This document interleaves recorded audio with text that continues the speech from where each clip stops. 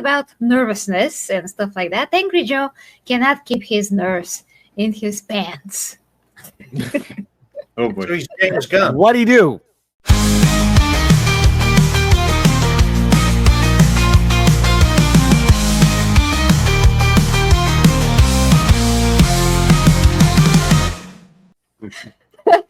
Well, he decided to comment on the freaking Halo meme, destroy the flood, join ICE kind of a deal. And throughout the week, we have seen a lot of Halo memes that first came, from the government, basically. So I don't know what's happening here, but apparently this now is very good to use Halo for such things. Do you mind if I voice Angry Joe for this? No, please, man. My eardrums don't need to be bleeding out. Yeah, just don't scream. No. I'm not going to scream. I'm not going to scream. As long as you shout over those dogs, I'm all in favor of it. Okay. Okay, here we go. Fuck ICE and fuck Trump. Get the fuck out of here and using Halo for your shitty, dehumanizing police state propaganda. No one thinks your shit is cool besides low IQ MAGA cult members on X, half of which are bots, even though that doesn't make sense because he was voted in and elected and landslide, whatever. Y'all gonna find out soon in the next election. Arriba! Perfect. Nice touch. Oh, that was amazing. Well, okay. Geez, reading that, again, you're baiting into like what somebody wants you to react to. Like if you're reacting to that, and this gets all this does is like you're reacting to a government official who probably took like 5 minutes to make that or something. Yeah. Like you could spend so much of your time focusing on something else, but instead, like, okay, great to waste everyone's time. But okay, we'll find out next election. I got comments for that. Mm-hmm. I think it's kind of I think it's okay to be like, yo, because he's a big streamer, it's okay that if you want to say, yo, I'm out there voting, cool, awesome. Oh, I voted for this, cool. But when you start to outgo and even because it was a landslide, I'm sorry, it was just a landslide that he got voted in, people elected that person, and that's just how it is. And they made a meme at the White House. When you go like this, a majority, because Angry Joe, I mean, look at his channel. It's like Americana, like almost everywhere. And he doesn't realize most of his fans probably voted for Trump as well. So it's like if I was a VTuber and out of nowhere I was just transphobic and I'm just like, girl, you're a VTuber. Every single your chat is LGBT community. I'm sorry. You got to come correct on the first stream or video and be like, hey, this is who I am.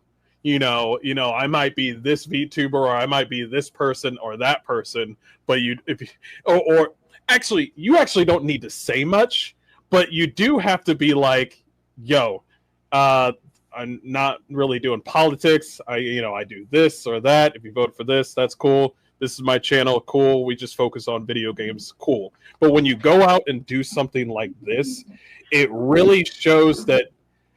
By the way, I want to say, Angry Joe, when he said that Veilguard sucked, he jumped over the fact that there was, propaganda in the game. He jumped over it. He literally ignored it. And I was just like, why is this sucking? This sucks. The story sucks. Are you going to mention the non-binary thing? He jumped over it. They jump over everything.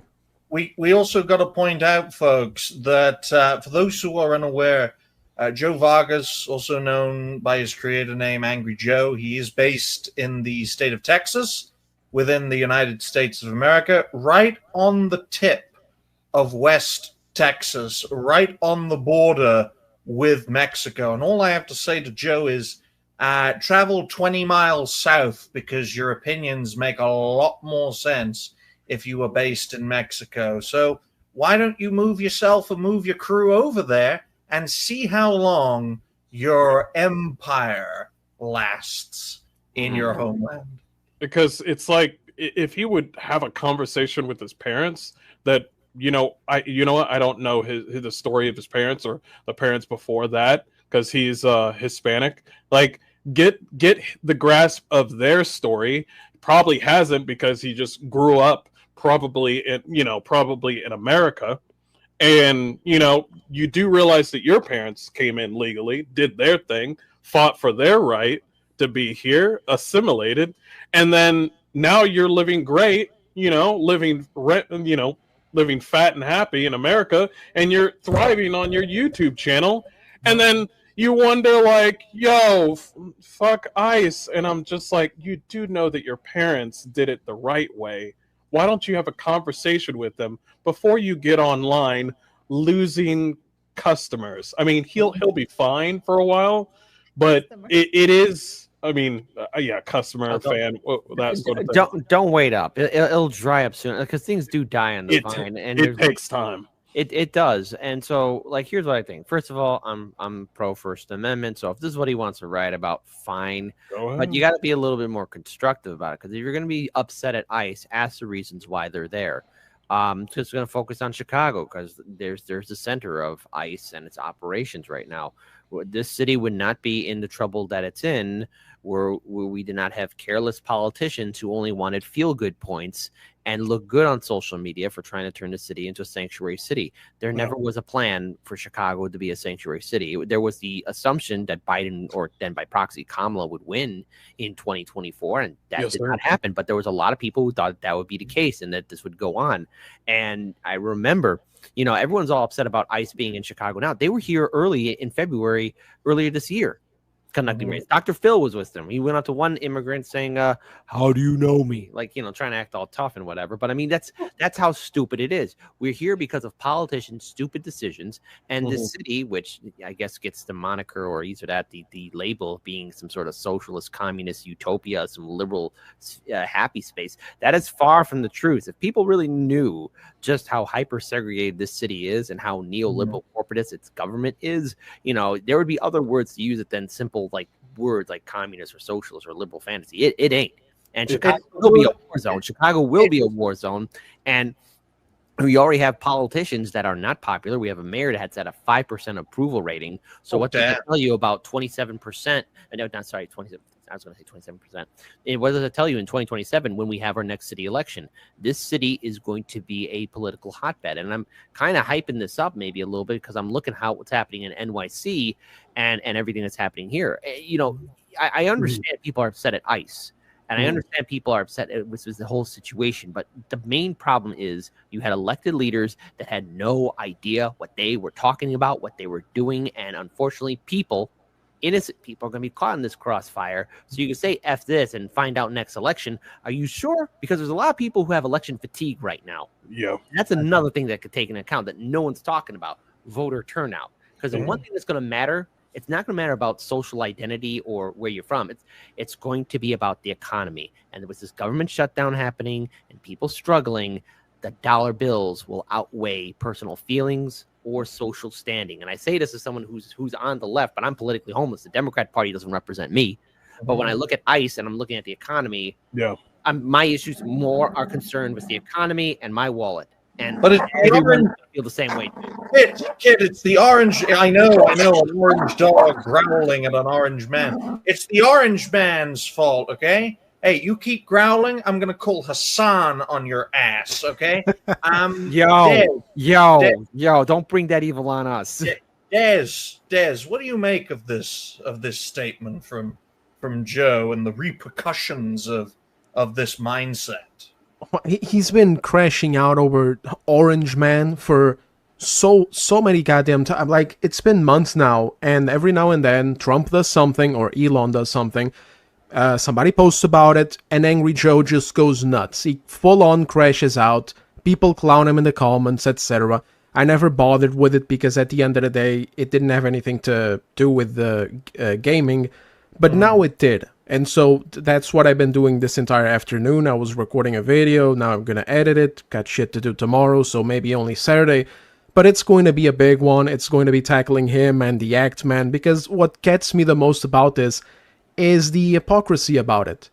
Because these people, so many of them, there were others, like a guy from Rooster Teeth as well, they're now pushing this narrative of people are seeing this picture from some random asshole on what is it, Homeland Security, right? Mm-hmm. And then there's another page, I think it was GameSpot, posted an AI picture of Trump as shaking the hands of Master Chief, and these people go like, well, what happened to politics in gaming? Now they're calling this shit out, but they never called out the actual politics that are in the games industry.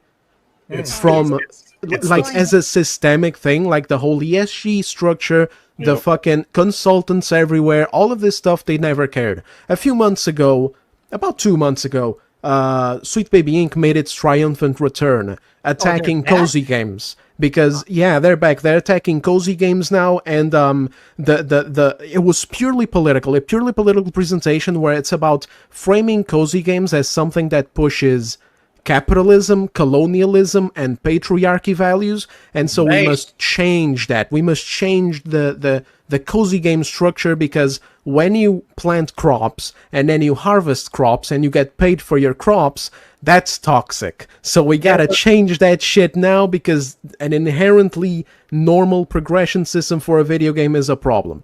Actman and Angry Joe didn't say shit. Nope. The situation with Ghost of... What? Who's picking the crops? Huh? We are.